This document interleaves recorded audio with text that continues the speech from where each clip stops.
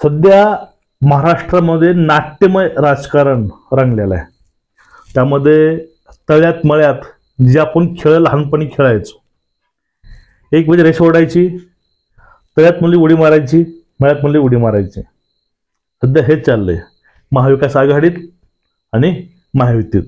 हे फक्त खेळ चाललेला आहे पूर्ण महाराष्ट्रामध्ये. म्हणजे तळ्यात मळ्याची रेस त्या राजकारणामध्ये आपल्याला बघायला मिळते. आणि त्यामध्ये बघा नैतिकता असेल, काही मूल्य असतील, नीतिमूल्य असतील, आपल्याला काही म्हणता येणार नाही. कारण काय, राजकारणामध्ये सर्व काही माफ असतं असं म्हणतात.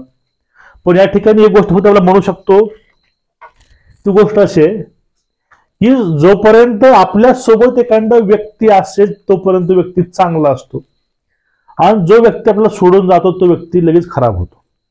किंवा एखादा व्यक्ती आपल्या सोबत नसताना तो खराब असतो, आपल्या सोबत आला की तो चांगला होतो.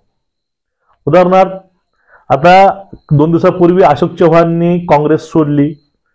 आता त्यावेळेस त्यांनी स्पष्ट सांगितलं, माझ्यासाठी काँग्रेसनं खूप काय केलं असेल, खूप काय दिलं असेल, पण आम्ही सुद्धा काँग्रेससाठी चांगलं योगदान दिलेलं आहे. आम्ही सुद्धा काँग्रेससाठी कार्य केलेलं आहे, आम्ही दिलेलं आहे. ठीक आहे. पण ज्यावेळेस आदर्श घोटाळा होता, आता आदर्श घोटाळा सर्वांना माहिती, आदर्श घोटाळा काय की कारगिलमध्ये जे शहीद झालेले आहेत त्यांना घर बांधले होते, पण ते घर त्या लोकांना न देता आपल्याच मेहुण्यांना वगैरे घर ते वाटले असा आरोप होता अशोक चव्हाणावरती. आणि तो आरोप प्रत्येक भाजपावाल्यांनी केला होता. मोदींनी पण त्यावरती आरोप केले होते. पण आता ह्या गोष्टी, हे आरोप होते, मग हे आरोप असताना आपला एखादा व्यक्ती आपण स्वतः घेतो सामावून, त्यावेळेस जे आरोप जातात का? किंवा एखादा बैमान नेता आपल्यासोबत येतोय त्यावेळेस आपली प्रतिमा मलिन होणार नाही का? हा एक प्रश्न सर्वसामान्यांना नक्कीच पडतो. ह्याचे उत्तर अजून सुद्धा मिळालेले नाहीत. हे राजकारण आहे, ही गोष्ट खरी आहे, पण नैतिकता सोडून राजकारण होते का, हा प्रश्न सामान्य नागरिक विचारतोय. बघा, आता असेच एक शिवसेनेमध्ये शिंदे गटाच्या एक त्यांचे आमदार आहेत संजय शिरसाट.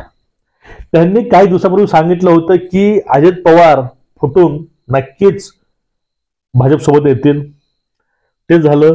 अजित पवारांनी चिठ्ठी दिली शरद पवारांना आणि ते सोडून भाजपसोबत आले. त्यांना पक्षाचं नाव भेटलं, चिन्हही भेटलं. आणि त्याचं पुढलं वाक्य होतं ते म्हणजे, आता शिवसेना आली पूर्ण इकडं, नंतर राष्ट्रवादी आली, आता काँग्रेसची बारी आहे आणि काँग्रेस सुद्धा भाजपसोबत नक्कीच येणार. त्यावरती त्यांनी नाव सुद्धा घेतलं होतं की आता अशोक चव्हाण सुद्धा एंट्री करणार आहेत भाजपमध्ये. त्यावेळेस अत्रा चव्हाणांनी म्हणले होते, अशोक चव्हाणांनी, की संजय शिरसाटांना भविष्य समजायला लागले की काय, त्याचं वाक्य होतं. पण ते त्यांचं वाक्य खरं झालेलं आहे 100% आपलं असं म्हणता येईल. अशोक चव्हाणांना सुद्धा पक्ष सोडला आणि त्यांनी साथ धरली भाजपची. ठीक आहे. आता जो पुढला मुद्दा आहे बघा, त्यांनी आता असं वक्तव्य केलेलं आहे, ते वक्तव्यानं राजकारणामध्ये उलटा पालट किंवा एक संभ्रम आहे तो बनलेला आहे. तो काय, त्यांनी स्पष्ट सांगितलंय की संजय शिरसाट वेगळा आणि संजय जे आहेत बाकीचे ते वेगळे. ज्याने इनडायरेक्टली टोला दिलेला आहे संजय राऊतांना. आणि त्यांनी हे सांगितलंय, जोपर्यंत उद्धव साहेब ती शिवसेना जी आहे त्यामध्ये संजय राऊत असतील तोपर्यंत उद्धव ठाकरे कधी पुढे येणार नाहीत. आणि जे शिवसेना ठाकरेंची आहे ते शिवसेना ठाकरेंची पूर्णपणे संपवणार. ते कोण संपवणार? संजय राऊत संपवणार. उद्धव ठाकरेंची शिवसेना पूर्णपणे संजय राऊत संपवणार आणि त्याची ते साथ सोडून जाणार. भले ते राष्ट्रवादी स्वीकारतील शरद पवारांची किंवा ते भाजपमध्ये सुद्धा येऊ शकतात. हे त्यांचं वक्तव्य आहे. त्यांनी या ठिकाणी अजून गोष्ट सांगितलेली आहे. ती गोष्ट अशी आहे, जे चालू मधला महिना आहे फेब्रुवारी, तो फक्त इन्कमिंग असेल भाजपसाठी. प्रत्येक नेता महाराष्ट्रामधील प्रत्येक मोठा नेता शिवसेनेचा, राष्ट्रवादीचा, काँग्रेसचा तो पक्ष प्रवेश करणार आहे भाजपसोबत. परिणामी ते सर्व लोक भाजपसोबत येणार आहेत, हे स्पष्ट त्यांनी बोललेलं आहे. आणि त्यांनी परत ही सांगितली गोष्ट, आता हे संजय शिरसाट आहे, शिंदे गटाचे शिवसेनेचे आमदार आहेत, त्यांनी सांगितलंय मोदींची गॅरंटी वेगळी आणि शिंदेची गॅरंटी वेगळी. तेही दाढीवाली आहेत आणि हेही दाढीवाली आहेत. त्यांचं हे वाक्य खूप महत्वाचं आहे. दाढीवाले दोन आहेत, एक वरी बसलाय खाली बसलाय. आणि शिंदेचं जे छबी बनलेली लोकांमध्ये ते काय की शिंदे जे बोलतात ते करून दाखवतात. म्हणून एक शिंदेची एक अलग ओळख, एक अलग फेस बनलेला आहे.